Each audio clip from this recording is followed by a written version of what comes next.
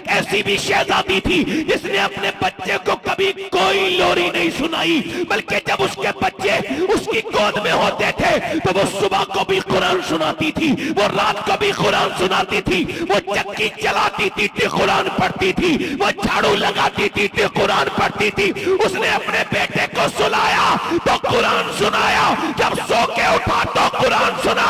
तो फिर उसके बेटे ने करबला के मैदान में, अपना करबला के मैदान में नेज़े पे चढ़ के सर कटा के कुरान पढ़ के कहा कि अगर माँ फातिमा कुरान पढ़ना जानती है तो हुसैन कुरान के मर्तबे को दुनिया में दिखा। बेहयाइयां बेशर्माइयां पहले से ज्यादा बढ़ गई।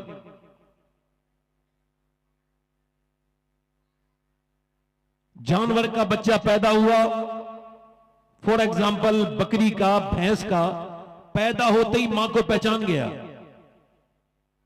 इमाम मोहम्मद गजाली फरमाते हैं कि जानवर के बच्चे को, जानवर को जितनी भी तालीम की जरूरत होती है वो मां के पेट से हासिल करके पैदा होता है, वो मां को पहचान लेता है। मगर इंसान का बच्चा जो दूध पिला दे, जो मोहब्बत दे दे, उसे अपनी मां जो सिर पे मोहब्बत से हाथ रख दे, आंखें खोल के जिसे देखे, उसे ही अपना बाप मान लेता है। अभी कुछ दिनों पहले यह हुआ कि कर्नाटक में एक बच्चा अस्पताल में आया। सुनिए हजरात, अब जब वो आया पागल हो चुका था, 6 साल का बच्चा है। डॉक्टर ने उसका चेकअप किया, डॉक्टर के सामने बैठा है, वहीं मां भी है वहीं बाप भी है, दोनों बैठे हैं और वो देख रहे हैं कि वो बच्चा डिस्टर्ब हो चुका है, उसका तवाजुन खराब है।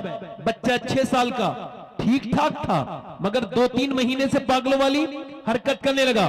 ज्यादा बड़ा डॉक्टर को दिखाने आए, डॉक्टर उससे पूछ रहा है तेरी मां कहां है, तेरी मां कहां है? कहने लगा इस मोबाइल के अंदर है, ये वीडियो गेम जो है इसके अंदर से मेरी मां निकल के आएगी, मेरा बाप इसी के अंदर है। बाप सामने बैठा है, उसको बाप नहीं कह रहा, मां सामने बैठी है, उसको मां नहीं कह रहा। मेरी बहनें सुन ले, अभी रिसर्च हुआ है, और ये भी कोई आम यूनिवर्सिटी में नहीं, कैम्ब्रिज ने रिसर्च किया है कि जो औरतें अपने बच्चे को रोने पर मोबाइल देती हैं, असल में मोबाइल नहीं, ड्रग्स दे रही हैं, ड्रग्स दे रही हैं, जहर दे रही हैं अपने बच्चों को। इसका खमियाजा वो भी भुगतेंगी, उनकी औलाद भी भुगतेगी। बच्चा रोया, मां ने मोबाइल दे दिया, हालांकि बच्चा प्यार मांग रहा था, मोबाइल नहीं मांग रहा था। अब उसको प्यार मिलना चाहिए था। आपको बताऊं, अभी रिसर्च हुआ है, ये जो बच्चे पागल होते हैं, ये जो मेंटली डिस्टर्ब होते हैं, ये जो बच्चे बड़े होकर के डाकू बन जाते हैं, डाकू, डकैत, रहजन, कातिल, ये बेरहम, ये कौन बच्चे हैं? इन पर रिसर्च करने के बाद उन्होंने बताया ये सारे के सारे वो बच्चे हैं जब ये अपने बचपन में थे, ये रोए, मां ने इनको गोद में लेके प्यार नहीं किया, बाप ने इनको प्यार नहीं किया। अब प्यार किया नहीं तो प्यार मिला नहीं। अब बड़े होकर डाकू से आदमी कह रहा है मेरे पैसे मत लूट, मैं कमजोर हूं। वो कहता है ये क्या होता है, रहम कर कर, रहम तो मैं जानता ही नहीं, ना अम्मी ने कभी रहम किया, ना अब्बा ने कभी रहम किया। अब वो जब बच्चा रोया तो मां ने क्या दे दिया, मोबाइल, लो मेरे बेटे मोबाइल। उसके बाद रोया फिर मोबाइल। अच्छा देखो, आप जानवर का बच्चा कभी नहीं रोता, अपनी मां के लिए कभी नहीं तड़पता, मगर इंसान का बच्चा मां भी मांगता है, बाप भी मांगता है। मगर उस जाहिल को क्या पता जो अपने दिन में भी मोबाइल में लगा रहता है, शाम को भी मोबाइल में लगा रहता है, जो फेसबुक का गुलाम है, जो यूट्यूब का गुलाम है, जो इंस्टाग्राम का गुलाम है, उसको बच्चे ही नजर नहीं आ रहे। अभी कुछ दिनों पहले ये दिल्ली के एक स्कूल में तकरीबन 50 बच्चों से पूछा गया बड़े होकर क्या बनना चाहते हो, बड़ी बड़ी हेडलाइन छपी थी। एक बच्चे ने कहा था मैं बनना चाहता हूं स्मार्टफोन, मोबाइल। बच्चा 5-6 साल का था। कहा क्यों? कहा मेरा अब्बा आता है, मेरा बाप, मगर मुझसे बात नहीं करता, मोबाइल में लगा रहता है। मेरी मां भी पूरे दिन मोबाइल में लगी रहती है और मुझ पे मेरा बाप ध्यान नहीं देता। अब उस जाहिल को क्या पता कि जब थका हुआ बाप घर की दहलीज पर पहुंचता है और जब बच्चे अब्बा अब्बा कह के लिपटते हैं तो कैसे सारी थकान दूर हो जाती है। उसको क्या खबर बदतमीज को कि जब बाप के सीने पर बच्चे खेलते हैं तो सीने को कितना सुकून होता है, बाप का दिल कितना अच्छा होता है। मगर वो मोबाइल में वो कहेगा मैं बड़े होके मोबाइल फोन बनना चाहता हूं ताकि मेरी मां भी मुझसे प्यार करने लगे और मेरा बाप भी मुझसे प्यार करने लगे। वो मुझ पे बिल्कुल भी ध्यान नहीं देते। बच्चों को बार बार मोबाइल देने वाली मेरी बहनों के लिए ये मेरा पैगाम है, मोबाइल दे करके समझो बच्चा पागल हो गया, मां रो रही है, हाय मेरा बच्चा पागल हो गया, सीने से लगा लगा के रोती है। मैं कहता हूं मेरी बहन तूने जो सिखाया वो सीख गया, तूने तुझे चाहता था तूने मोबाइल दे दिया। ये मां कहता था तूने मोबाइल दे दिया, अगर तुझको थोड़ा सा काम करना चाहिए था, ये इसके लिए तुझको ये करना चाहिए था। सैयदा उम्मे सलमा फरमाती है ये मदीने की औरतें अरब की शायरों की लिखी हुई लोरियां अपने बच्चों को सुनाती थी। सारी मदीने की औरतें जब बच्चों को सुनाती थी तो लोरियां सुनाती थी, मगर एक ऐसी भी मक्के में मदीने में औरत थी, एक ऐसी भी शहजादी थी जिसने अपने बच्चे को कभी कोई लोरी नहीं सुनाई, बल्कि जब उसके बच्चे उसकी गोद में होते थे तो वो सुबह को भी कुरान सुनाती थी, वो रात को भी कुरान सुनाती थी, वो चक्की चलाती थी तो कुरान पढ़ती थी, वो झाड़ू लगाती थी तो कुरान पढ़ती थी। उसने अपने बेटे को सुलाया तो कुरान सुनाया, जब सो के उठा तो कुरान सुना। तो फिर उसके बेटे ने करबला के मैदान में अपना करबला के मैदान में नेज़े पे चढ़ के सर कटा के कुरान पढ़ के कहा कि अगर माँ फातिमा कुरान पढ़ना जानती है तो हुसैन कुरान के मर्तबे को दुनिया में दिखाना। नारे तकबीर, नारे रिसालत, फैजान मखदूम अशरफ, फैजान आला हजरत, मसलके आला हजरत, हजरत सैयद इको कम करो भाई, क़िबला, इको कम करो भाई, इको कम करो, आवाज बढ़ाओ, सिर्फ आवाज इको कम करो। इसका मतलब ये है कि बाप ने अगर अपने बच्चे पे ध्यान दिया होता और माँ ने अपने बच्चे पे ध्यान दिया होता तो माँ बाप के बच्चे ऐसे बोलो, ऐसे तवज्जो है नहीं, ऐसे। इसका मतलब यह है कि माँ ने अपने बच्चे पे देखा नहीं, समझा नहीं, सोचा नहीं, जाना नहीं, बच्चे को समझाया नहीं है। दिल्ली में माँ बाप ने मशवरा किया, दिल लग रहा है, दिल लग रहा है, माँ बाप ने मशवरा किया कि बच्चे को अल्लाह का आशिक बनाना, उसके रसूल की मोहब्बत इसके दिल में डालनी। बच्चा छोटा सा है, माँ ने कहा मेरे पास तरकीब है। कहा क्या तरकीब है? कहा मैं बताती हूं। भूख लगी बेटे को, कहा बेटे 2 रकात नमाज पढ़ो, अल्लाह खाना देगा। भूख थी, पहले इतने खाने नहीं थे, बच्चे ने नमाज पढ़ी, माँ ने नमाज पढ़वाई, अंदर जाके देखो रोटी रखी होगी, अंदर बच्चा गया, रोटी उठा ली। रोज यही करवाती थी माँ, रोई करवाते करवाते बच्चा हल्का सा बड़ा हो गया। एक दिन माँ ना जाने बेचारी कहां चली गई, भूल गई आना वक्त पर, रोने लगी, मालिक आज मेरा बेटा फिर नमाज पढ़ेगा, फिर वुजू करेगा, और अगर कमरे में खाना ना मिला तो मेरे रब उसकी मोहब्बत और उसकी जो अकीदत है कहीं उसमें कोई कमी ना आ जाए। मेरे मालिक मैं जितना भी झूठ बोली थी या मैं रोटी रखती थी, मेरी नियत को तू जानता है, तेरी मोहब्बत के लिए रखी थी। मेरे मालिक लाज रख लेना, इस माँ की, मजबूर माँ की लाज रख लेना। माँ रोते रोते घर पहुंची और जब देखा तो बच्चा सो रहा है, कहा उठो बेटे, चलो उठा दिया, चलो वुजू करो, नमाज पढ़ो, रोटी अंदर अल्लाह रख देगा। कहा अम्मा आपके पीछे मैंने नमाज भी पढ़ ली और अल्लाह ने रोटी भी रख दी, मैंने नमाज पढ़ी मगर ऐसी रोटी कभी नहीं खाई अम्मा जैसी आज मुझको रोटी मिली है। रोटियां पहले भी खाई थी। तो मियां हिंदी में रोटी को कहते हैं काकी।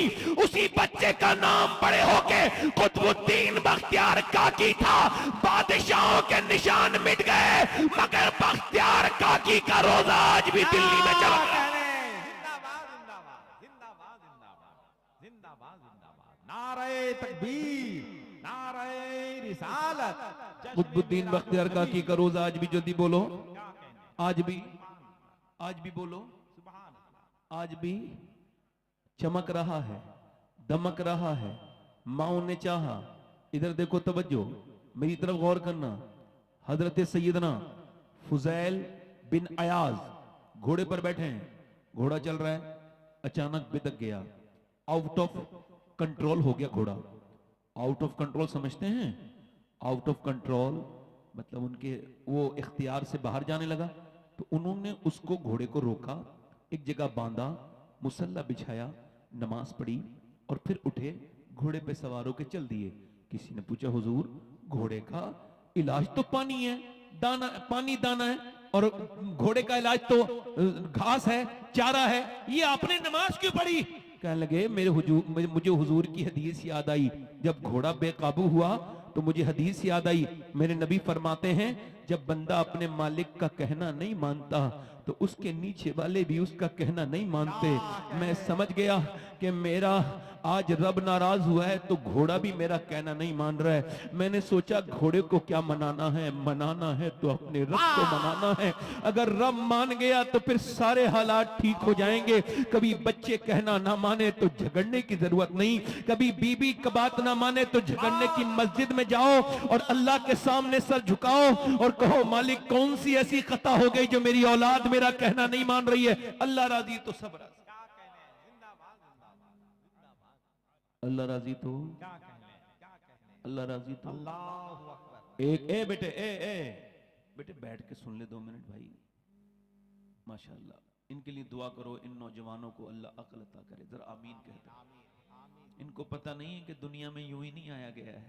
हाँ ना ना ना, मेरे हुजूर एक जगह वजू कर रहे हैं, इस्तिंजा किया हुजूर ने, फरागत, हर वक्त बावजू रहना सुन्नत है हुजूर की। तो हुजूर ने वजू करना है, 12-13 कदम दूर पानी है, हुजूर ने तयम्मुम फरमाया।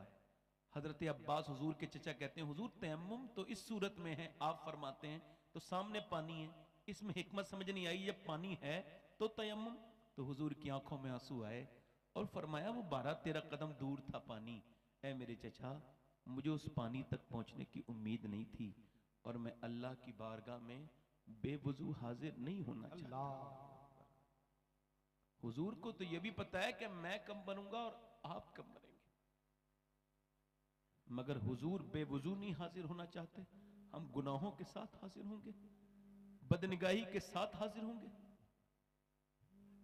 हमारी आंखें गंदी, बताओ कब्र में पहुंचते ही एकदम फरिश्तों ने कहा नजर ना उठाना बदकार, अभी गंदी फिल्म देख के आया है, तू जब मरा था तो उसे गंदी तस्वीरें देख रहा था, तेरी आंखें इस लायक नहीं कि तू आमला के लाल का चेहरा देखे। मेरे दोस्तों, मेरे अजीजों, रोज तौबा किया करो, सुबह भी किया करो, शाम भी किया करो। मौत कभी ओटीपी फील नहीं कराती, मैसेज नहीं आता मौत का। मैं फिर अर्ज कर रहा हूं मेरे भाई, मेरे दोस्त, ध्यान से बैठ के मेरी बात सुन। मुझे दाद न दे, बिल्कुल भी दाद न दे, अब नहीं चाहिए दाद, बस सुन ले मेरी बात, बस ये सुन ले कि मैं कहने के लिए क्या आया हूं। बस मैं ये कहना चाहता हूं कि औरतें अगर चाहें तो बच्चों को जहन्नम से, बहुत अच्छे, अगर मर्द चाहें तो अपने बेटों को जहन्नम से। हुजूर फरमाते हैं हर बच्चा अपने बाप का राज होता है। एक औरत है, गैर मुनक़सिम हिंदुस्तान है, अच्छा एक औरत अपने आदमी को लेके जा रही है, वो कभी बेचारा बाजार नहीं गया था अम्मी अब्बा अपनी बहन के साथ, मगर उसके साथ जा रहा है। एक खरीदा सामान, दूसरा सामान खरीदा, तीसरा सामान खरीदा, और शाम तक बेचारी मैचिंग करती रही।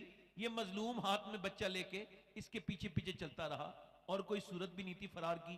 शाम को जब शाम को घर आया तो उसकी पड़ोसन ने कहा कि तेरा आदमी न कभी अपनी बहन के साथ गया बाजार, ना अपनी मां के साथ, मगर तू जब कहती है तो चला जाता है और पूरे दिन के लिए भी जाता है। कहा तू मुझे ताने दे रही हो? कहा ताने नहीं दे रही हूं, समझा रही हूं। तू अगर उसे बाजार ले जा सकती है तो तू उसे मस्जिद भी भेज सकती है। क्या कहने, क्या कहने, जिंदाबाद जिंदाबाद। आपको तो वही लतीफे वाले मौलवी अच्छे लगते होंगे ना, वो जो हंसा हंसा के पेट में दर्द कर देते हैं, हैं? ये जो हंस रहे हैं ना मौलवी, हंसा रहे हैं, ये कयामत में तो नहीं हंस पाएंगे इंशाअल्लाह। याद रखना इस बात को, कभी कोई मौलाना साहब हंसाए बेतकल्लुफ तरीके से, फुअड़ तरीके से, समझ रहे हो, तो उससे कहना कभी कोई कुरान पढ़ते पढ़ते हंसते देखा है? आपने देखा कभी? क्या अच्छा है। क्या अच्छा क्या कहने? जो मैं जानता हूं हुजूर ने फरमाया, मेरे सहाबा तुम जान जाओ ना। एक नौजवान हंस रहे थे, कहकहे लगा रहे थे, अंसारी नौजवान थे। हुजूर गए, फरमाया क्यों हंसते हो, इतने कहकहे लगाते हो, क्या तुम कब्र की मंजिल से निकल गए, कामयाब हो गए? फरमाया जो मैं जानता हूं अगर वो तुम जान लो ना तो कम हंसोगे ज्यादा रोगे। अल्लाहु अकबर। अच्छा इतना तो सब जानते हैं। मौला अली फरमाते हैं कयामत जब आएगी तो आएगी, मगर मोमिन के लिए मौत कयामत है। मौत कयामत है। क्या कहने? अगर औरतें चाहें तो मर्दों को अपने बदल, मस्जिद, नमाजी, जब मां का गुस्ताख बना सकती है तो कुछ भी कर सकती है। क्या कहने? क्या कहने? क्या लम्हे फिक्रिया? गैर मुनक़सिम हिंदुस्तान है, मेरी बहनें सुन लें। तकरीर अच्छा सुनती हैं औरतें, मर्द इतने गौर से नहीं सुनते। मेरी बहनों के अल्लाह ने सब्र बहुत दिया होता है, ये बड़ी शरीफ होती हैं, बड़ी नेक होती हैं औरतें, सुभान अल्लाह। अगर कोई समझाने वाला हो तो औरतों को विलायत मर्दों से भी जल्दी मिल जाती है, क्योंकि इनके पास जो आंसू हैं वो बहुत है अल्हम्दुलिल्लाह। और अल्लाह के साथ जितना भी रिश्ता है आंसुओं का है। तो तवज्जो करो मेरी तरफ। एक गैर मुनक़सिम हिंदुस्तान है, एक मियां बीबी हैं दोनों, एक चौधरी हैं, उनके दो बीबियां हैं। चौधरी बड़ा मालदार होता है। पहले चौधरी हर आदमी को नहीं कहते थे, मालदार को कहते थे। हजारों बीघा जमीन, 100 नौकर उसके पास, बड़ी हवेली, नामवर आदमी, दो बीबियां, तीसरी शादी कर ली। तीसरी बीबी ठीक मिल गई। कभी कभी बीबी ठीक भी मिल जाती है, इसको तीसरी ठीक मिली। क्यों बता रहा हूं? क्योंकि तीसरी नमाजी थी, उसका बाप नमाजी, उसकी मां नमाजी, उसके भाई नमाजी, पूरा बैकग्राउंड पूरा नमाजी है। अब ये नमाजी औरत इसके यहां पे आई तो इसको घुटन होने लगी। ना कोई नौकर नमाज पढ़े, ना चौधरी खुद नमाज पढ़े, ना उसकी दो बीबियां नमाज पढ़े। इसने सोचा नमाजी कैसे बनाना है। इसने कोई ताने आने नहीं दिए कि तुम नमाज नहीं पढ़ती और मैं नमाज पढ़ती हूं, पूरी जिंदगी इसी वजह से जहन्नम में जाएगी, कि ताने ही देती रही पूरी जिंदगी। उसने कोई बदला उदला नहीं अपने आप को, उसने वो नहीं दिए कोई ताने कि कुछ पढ़ी लिखी औरतें अगर जाहिलों में शादी करके आ जाएं तो पूरी जिंदगी इसी वजह झगड़ा करती हैं कि तुम पढ़े लिखे नहीं हो और मैं जो है पढ़ी लिखी हूं। बेचारी अपनी जिंदगी बर्बाद कर लेती है। वो समझदार थी, उसने सोचा कि नमाजी कैसे बनाना है। क्या कहने? जल्दी जोर से तो बोलो यार। सुभान अल्लाह। नमाजी, कैसे बनाना? नमाजी। अब उसने सोचा कि तो देखा कि चौधरी सोता है, 3 बीबियां थी चौधरी के, मगर सोता था बैठक में। उसने देखा कि चौधरी को दूध लेके जाता है नौकर। उसने कहा तुम लेके नहीं जाओगे बल्कि मैं लेके जाऊंगी दूध। उसने दूध उसके हाथ से ले लिया, उसको थोड़ा सा स्पेशल बनाया, उसके अंदर बादाम शदाम डाल के और उसको बेहतरीन गर्म करके सुर्ख कर लिया और जाके पहुंची, लीजिए चौधरी साहब दूध। उसने कहा मेरे नौकर भी पहले बहुत है और मेरी 2 बीबियां वो कभी दूध नहीं, आप क्यों लेके आई हैं? बोली मेरे हुजूर ने फरमाया है अगर मखलूक में मैं किसी को हुक्म देता कि वो मखलूक को सजदा करे तो मैं औरत को देता कि वो अपने मर्द को सजदा करे। आपका मकाम इतना बड़ा है कि मेरे नबी ने आपके बारे में ये इरशाद फरमाया, तो आपकी खिदमत मैं करूंगी या नौकर करेगा? आप लीजिए ना दूध पीजिए। उसे बात अच्छी लगी, उसने दूध पी लिया। जब उसने दूध पिया तो बोली मैं आपके जरा पांव भी दबाना चाहती हूँ। कहा क्यों? कहा अपने घर पे अब्बा के दबाती थी, वो दुआएं देते थे, अब आपके दबाने हैं। उन्होंने कहा ठीक है। अच्छा कुछ लोग पांव दबाते हैं तो दर्द कर देते हैं, उनको पता नहीं होता। कुछ लोग पॉइंट जानते हैं, ये पॉइंट जानती थी, इसने पांव दबाने शुरू किए तो चौधरी को थोड़ा सा लुत्फ आया और उसको नींद आने लगी। ये भी उठ के बोली मैं जा रही हूं चौधरी साहब और आपको नींद आ रही है, अगर आप कहो तो फजर की नमाज में उठा दूं। क्या कहने? क्या कहने? एक तो चौधरी, दूसरा मर्द, तीसरा मालदार, 3 अलामत तकब्बुर की। का तू मुझे समझाएगी? भाग यहां से, बेइज्जती कर दी। हमारी आपकी नजर में बेइज्जती हो गई। ये कौन सी बेइज्जती है भाई कि जो गाली बकता है उसने बेइज्जती कर दी, जो गाली सुनता है उसकी। आपने कौन सा हिसाब लगाया? आप मुझे बताइए बेइज्जती किसकी होती है? बेइज्जता कौन होता है? बेशरम कौन होता है? जो गाली दे वो इज्जत वाला है या जो गाली सुन के जवाब ना दे वो इज्जत वाला है? जल्दी बोलिए कौन इज्जत वाला है? बेइज्जती किसकी होनी चाहिए थी और होती किसकी है? क्या कहने? क्या बात? क्या कहने? क्या कहने? जिंदाबाद जिंदाबाद। किसी ने मुझे गाली दी तो कुत्ते ने अगर काटा तो कुत्ते के बदले में काटोगे? जब कोई मेरे साथ बदतमीजी करता है तो मैं कहता हूं भाई तुमने जवाब नहीं देना। ये घटिया है, अपने घटियापन पे तुम्हें लाना चाहता है। ये गाली देख के तुम्हें उकसा रहा है, अपने म्यार पे लाना चाहता है। शबात हुसैन, तुमने इसके म्यार पे नहीं आना है, बदतमीजी नहीं करनी है, बिल्कुल खामोश रहना है। क्योंकि हम जानते हैं अल्लाह ने उसको इज्जतें नहीं दी जो मक्के के चौक पे खड़े होके बिलाल को गालियां बकता था। अल्लाह ने इज्जतें उस अबू जहल को नहीं दी, अल्लाह ने उस बिलाल हबशी को इज्जत दी जिसने गालियां सुन के अल्लाह का जिक्र किया। नाराए तकबीर, नाराए रिसालत। क्या कहने, जिंदाबाद जिंदाबाद जिंदाबाद। तो जो है कि नहीं मेरी बात पे? क्या कहने, अब देखो, उसने उसे बदतमीजी की, वो कुछ नहीं बोली, चली गई। दूसरे दिन फिर आई। अल्लाह वालों के रास्ते बदलते नहीं, वो जो सोच लेते हैं करते हैं। अब पहुंची दूसरे दिन, कहा चौधरी साहब दूध। बोला फिर नमाज के लिए कहोगी? फिर आ गई, कि चौधरी साहब छोड़िए ना, अभी नमाज की बात बाद में देखती हूँ, मेरा हक तो न छीने। अच्छा, वो कल वाली उसको याद थी पाँव के दबाने वाली बात, तो उसको थोड़ा सा अच्छा लगा। उसने कहा ठीक है, दूध पिया, फिर लेट गया। समझा अब तो नहीं कहेगी। लेट गया तो ये पाँव दबाने लगी। दबाते दबाते दबाते चौधरी मोटा ताजी था, खर्राटे शुरू हुए। जैसे ही खर्राटे शुरू हुए वैसे ही चौधरी की बीबी उठी और वो चौधरी की बीबी पाँव दबाते दबाते बोली, चौधरी साहब आपको नींद आई, मैं भी थक गई हूं, जा रही हूं सोने। अगर बुरा ना माने मेरे सरताज, गुस्सा न करें, जलाल न फरमाएं, तो सुबह फजर में उठा दूं। आओ देखा ना ताओ। चौधरी ने जोर से लात मारी, उसका मुंह लगा पाए में चारपाई के, और उसके बाद दूसरी लात मारी तो नीचे गिर गई। मुंह से खून के लुथड़े गिरने लगे, मगर एक लफ्ज नहीं बोली। न जाने कितनी नेक माँ की औलाद थी, कैसी माँ होगी जिसने ऐसी लड़की की परवरिश की। न जाने वो बाप कितना शरीफ होगा।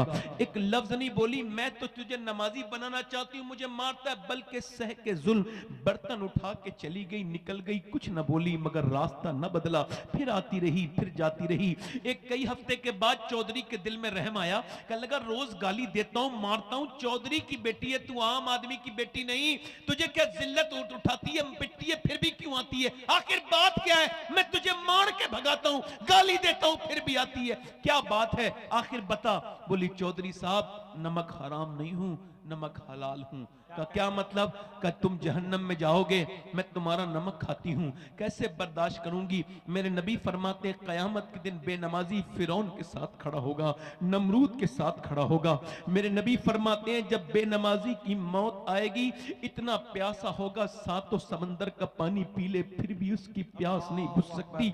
ऐ मेरे सरताज, बेनमाजी बर्बाद है, बेकार है, और अगर आप बेनमाजी रहोगे तो मेरी आने वाले बच्चे भी बेनमाजी होंगे। अब वो जहन्नम में जाएंगे, बस यही सोच के आती हूँ। तेरी गालियां भी सुनती हूँ, तेरी लातें भी खाती हूँ, मगर तुझे नमाजी बनाना चाहती हूँ, खुदा की कसम, और कोई लालच नहीं। चौधरी की आंखों में आंसू आए। बोला तू सुबह मुझे ना उठाना, मैं तुझे सुबह उठाऊंगा। चौधरान सुबह को उठा दिया, दोनों उठे, मगर आज जब मुसल्ला औरत का बिछाया तो जरा लब से बातें कर रही है। सर सज्जे में रख के बोली मालिक पिटी हूँ, कुटी हूँ, कितनी तकलीफें उठाई हैं, मैंने गालियां सुनी है, मुंह फटा है, तू बेहतरीन कदरदान है, तुझको मालूम है मेरे रब कि मैं कितनी तकलीफें मैंने सही हैं, मगर मेरे रब अगर मैं कमजोर हूं तो तू बेपना ताकतों वाला है। मैं कमजोर हूं, मेरी लाज रख ले। बड़ी मुसीबत से इसने सर झुकाया है, झुकाना इसका काम है, अपना लेना तेरा काम है। मालिक दिलों को बदल दे। ऐसी रोई ऐसी रोई ऐसी, अल्लाह ने चौधरी का दिल बदल दिया। फिर कभी तहज्जुद की नमाज भी कज़ा नहीं होती थी।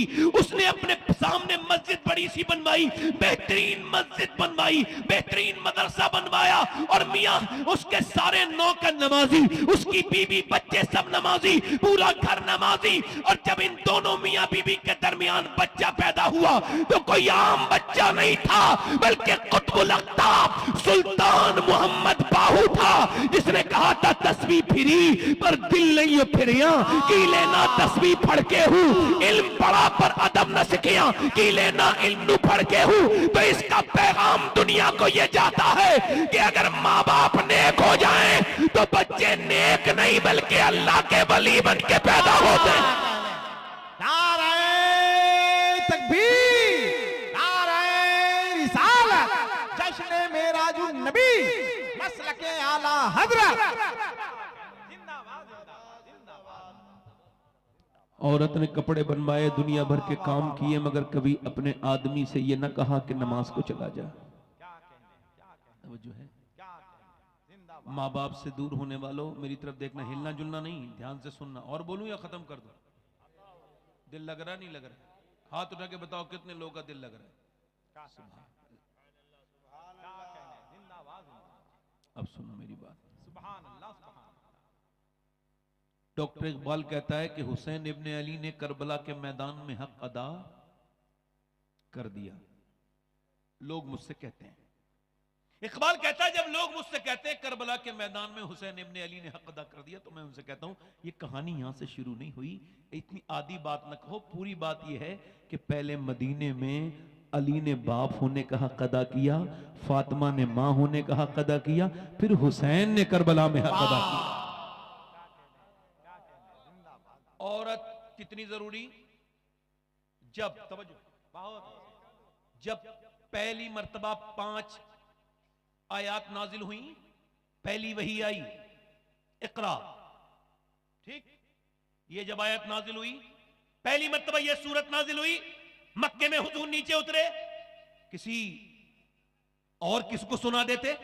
किसी मर्द को सुनाते, अपने किसी खानदान वाले को सुनाते, मगर पहली बार ये 5 की 5 आयत हुजूर ने किसको सुनाई? सैयदा खदीजतुल कुबरा को, अपनी बीबी को, क्योंकि हुजूर जानते थे मैं खदीजा को सुना रहा हूं, खदीजा फातिमा को सुनाएगी और फातिमा हुसैन को सुनाएंगी और ज़ैनब को सुनाएंगी और ज़ैनब करबला के मैदान में साबित करेगी जब नवासी के तकवे का ये आलम है तो मदीने की खदीजतुल कुबरा का आलम क्या हो? जिंदाबाद जिंदाबाद जिंदाबाद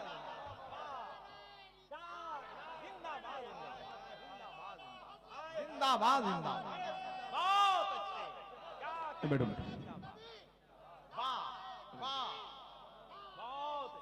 बहुत अच्छे जिंदाबाद इसका मतलब बहुत साफ है, अपनी बेटियों को तालीम दो। क्या दो? बोलो। एक बात और अर्ज करता हूं, कोई बाल बच्चा ये ना समझे कि माँ बाप की गुस्ताखी करने से बच जाएगा। नहीं नहीं, बर्बाद हो जाएगा। याद रखो, अगर नेक बनना चाहते हो तो माँ बाप से दुआएं करवाओ अपने लिए।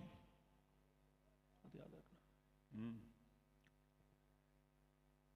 शाह अहमद नूरानी रदी अल्लाह रहमतुल्लाह अलैह लंदन में तकरीर कर रहे हैं, बहुत बड़े वली हैं अल्लाह के, बहुत नेक आलिम दीन है। तकरीर कर रहे हैं, तकरीर करते करते वो बाहर को निकले तो उनसे एक नामा निगान ने सवाल किया, अखबार रिपोर्टर ने, कि आप मुझे ये बताइए क्या आपकी वालदा आज भी, हमने सुना है, आपके साथ रहती हैं, आप अपनी अम्मी को अपने साथ रखते हैं? तो शाह अहमद नूरानी रोने लगे और कहने लगे अभी मैं इतना बड़ा नहीं हुआ हूं कि अपनी अम्मी को अपने पास रखूं। हाँ, आज भी मेरी माँ मुझे अपने कदमों में रखती है, मैं अपनी माँ के पास रहता हूं। क्या कहने जिंदाबाद जिंदाबाद क्या जवाब है जिंदाबाद मैं अपनी माँ के साथ वाह वाह वाह आज भी। दिल लग रहा है, नहीं लग रहा है? दिल लग रहा है कि नहीं लग रहा है? बोलो। अपनी अपनी आप भी अपनी माँ के साथ रहता हूं। आला हज़रत फरमाते हैं मैं सारे पैसे अपनी अम्मी को दे देता था अपना, और फिर मैं अपनी अम्मी से खर्चे के लिए मांगता था। लोग कहते हैं हमने अपनी अम्मी को हज करा दिया। ले, अम्मी को कोई हज करा सकता है? अरे अम्मी दुआएं करती हैं तब बंदा हज करने के काबिल बनता है।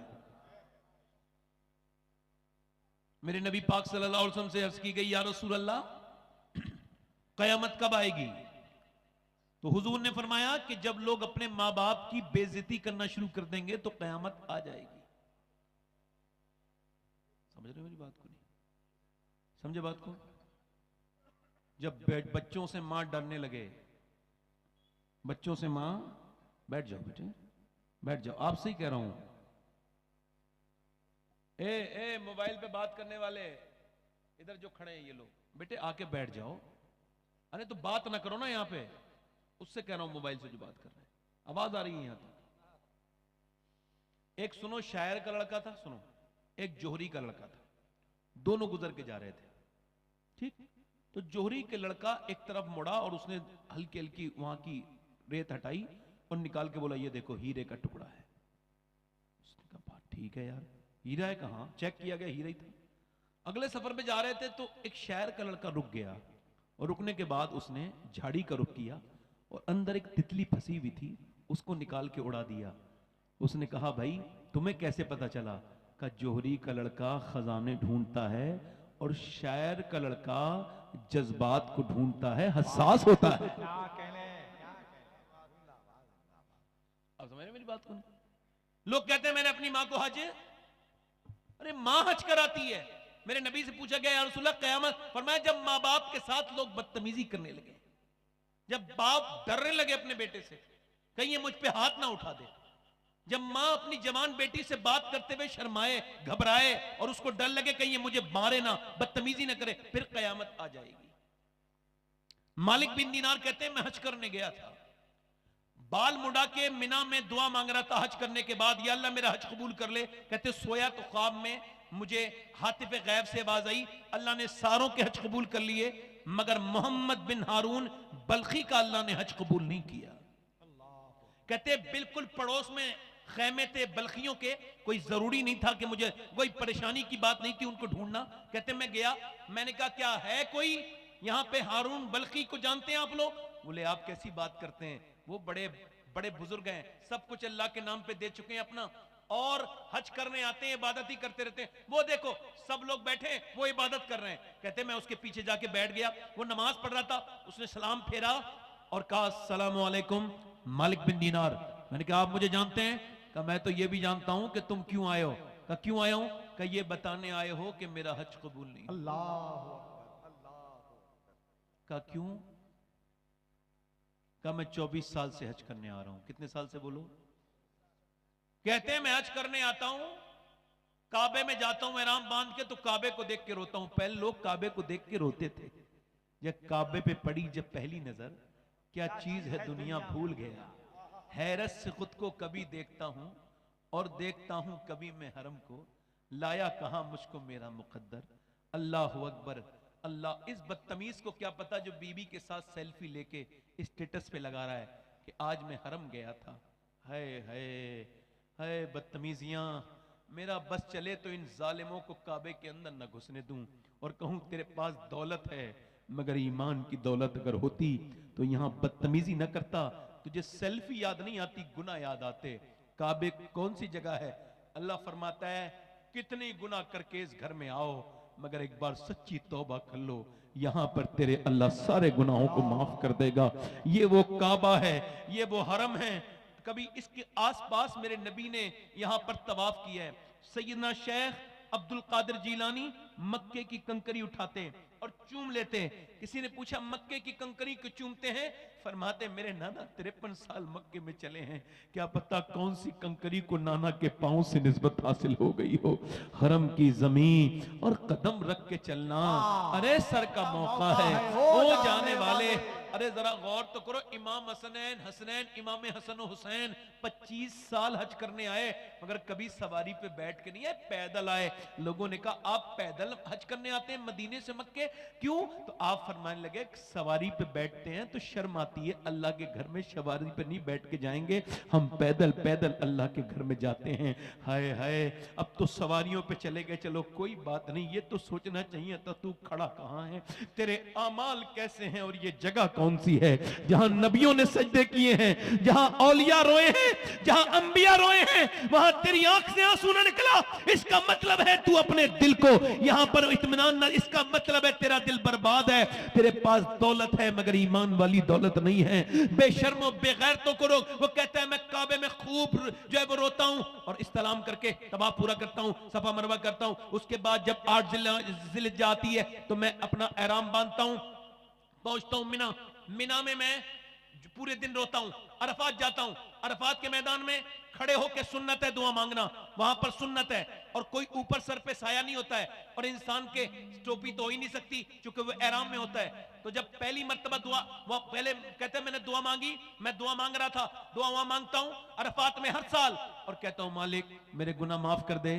जहां हजरत आदम की दुआ कबूल हुई थी वहां दुआएं मांगता हूं। जहां मेरे नबी ने 6 घंटे लगातार दुआ मांगी थी। कितने घंटे? 6 घंटे। ऐसे करके हाथ लगाया सीने से और हुजूर कहने लगे आखिरी हज पे, या अल्लाह मेरी उम्मत को बख्श दे, या अल्लाह मेरी उम्मत को बख्श दे।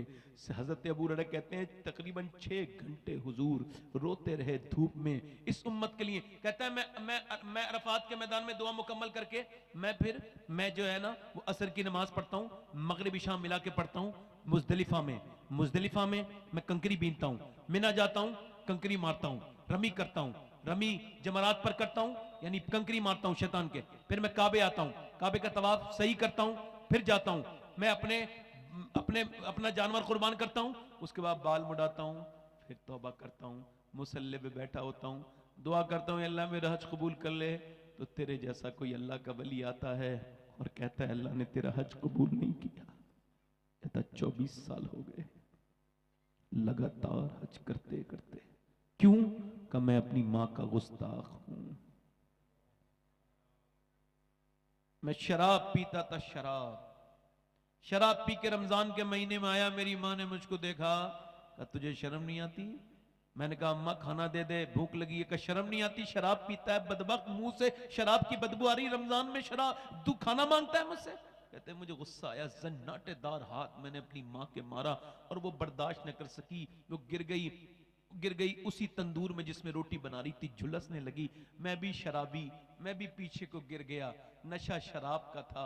अपनी मां को झुलसते हुए चीखों की आवाज सुनता रहा, मगर मैं शराबी था। है शराब पीने वाले, तूने अकेले ने शराब नहीं पी है, तूने अपने बच्चों का मुस्तकबिल इसमें मिला के पी लिया, तूने अपनी बीबी की खुशियों को पी लिया, तूने अपनी बीबी का चैन और सुकून पी लिया, तूने अपनी बहनों की इज्जतें खराब की, बेटी की जिंदगी भर ताने मिलेंगे, ये शराबी की बेटी है, ये शराबी की बहन है। तूने अपने घर वालों की इज्जत, तेरे नबी ने फरमाया था शराब बुराइयों की मां है, बुराइयों की मां है, ये मां है, इसको हाथ। वो कहता है मुझे लोगों ने अंदर रख कर दिया, मैं सो गया, दूसरी नाक खुली, मेरी बीबी जा रही थी। कहां जा रही हो? पैकिंग करके। क्या लगी अपने मैके। कहा क्यों? कहा इस वजह से मैं मां के कातिल के साथ तो नहीं रह सकती ना। कहा मेरी मां मर गई? हाँ मर गई। तुझे 9 महीने जिसने पेट में रखा ना, वो आज मर गई, और ये कह के मरी है मेरी सूरत उसको मत दिखाना, वो तो दफन भी हो गई। अल्लाह अकबर। मालिक बिन दीनार कहते हैं मैंने उसके मुंह पे थप्पड़ मारा, तेरी हज कबूल होगा? हज करने आता है? कहते हैं मैं फिर सो गया आके। जब मैं सोया तो मेरी आंख लगी, मैं सोया तो मुझे नबी पाक का दीदार हुआ। हुजूर ने फरमाया तूने डरे हुए को क्यों डरा दिया मालिक बिन दीनार? अर्ज की हुजूर वो मां का गुस्ताख है। का अल्लाह उसको बख्श देगा। हुजूर कैसे बख्शेगा? का मां की बदौलत ही बख्शेगा। कयामत के दिन उसकी मां अर्ज करेगी, ऐ मेरे मालिक, इसने मुझे जला के मारा था, मेरी क्या खता थी, क्यों जला के मारा? अल्लाह फरमाएगा कि इसको जहन्नम में डाल दो। फरिश्ते घसीट के ले जा रहे हैं। अब आवाज देगा, मां नहीं सुनेगी, मां नहीं सुनेगी। फिर आवाज देगा, मां नहीं। अल्लाह रहम डालेगा दिल में, मौसर हकीकी अल्लाह है। आवाज देगा, मां क्यों आवाज देता है मुझे? पूछेगी, कहा मैं वही बेटा हूं, हाथ जल गया था बचपन में तो तूने मेरा हाथ डाला था प्याली में और तू रोती रही थी मेरे फपोके देख के हाथ के। आज तो मुझे उस वक्त तो फपोके पड़े थे, आज तो जहन्नम में डाल रहे हैं, क्या मुझे माफ नहीं करेगी? मां सर उठाएगी और कहेगी, ऐ मेरे मालिक, मेरे बेटे को माफ कर दे, मेरे लाल को माफ कर दे, मैंने अपने बेटे को माफ कर दिया। अल्लाह फरमाएगा, उसने तुझे जला के मारा था, हाँ मारा था, मगर है तो मेरा लाल, है तो मेरा बेटा, तू बस इसको माफ कर दे मेरे मालिक, इसने मुझे जला के मारा, मैं माफ करती हूं, इसको माफ कर दे। अल्लाह अकबर। अम्मी आयशा रो रही थी, हुजूर आए। ओ आयशा रोती क्यों है? कहा हुजूर मैंने आज माँ देखी, एक माँ आई दरवाजे पे, मुझसे बोली कुछ दे दो, मैंने 3 खजूरें दी, उसने एक बच्चा था उसे दे दी, दूसरे एक बच्चे को 2 दिन के भूखे बता रही थी बच्चों को, तो फिर दोनों बच्चे खा रहे थे, देखने लगी, फिर अपनी मुंह में रखा ना तो हम बच्चे खा के माँ की तरफ देखने लगे, तो माँ ने अपनी मुंह से खजूर निकाली, आदीस के मुंह में दे दी, आदीस के मुंह में देखी, खुद नहीं खाई। अल्लाह अकबर। सारे बच्चों को बना के देती रही, खिलाती रही, पिलाती रही, सेहत का ख्याल रखती रही। अपने बच्चे को जब देखती थी कहती बड़ा कमजोर मेरा लाल हो रहा है, मगर जब वही माँ बूढ़ी हुई हमने आंखें बदल ली, उसके साथ बदतमीजी की, उसको जलील किया। याद रखना, आवाजें बहुत लोग देते हैं, मगर जो माँ की आवाज होती है, ऐ मेरी माँ जब से तेरा लहजा खामोश हुआ आज तक ऐसा लहजा ना सुना, ऐसा लहजा ना सुना। अभी माँ है उसके हाथ चूम लो, उसकी दुआएं ले लो, बाप है दुआएं ले लो। मुझे 24 साल हो गए, मेरे वालिद को दुनिया से गए हुए 24-25 साल हो गए।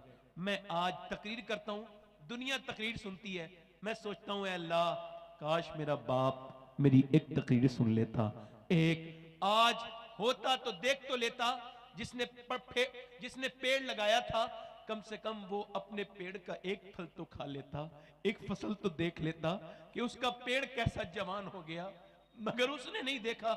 मैं फिर तो कहता हूं जब ये मर जाएंगे ठंडी मिट्टी से रोने का क्या फायदा। बाबा फरीदुद्दीन गंजे शकर फरमाते मेरे नजदीक बाप का तलवा बगैर किसी कपड़े के चूमना 7 साल की नफली इबादत से बेहतर है।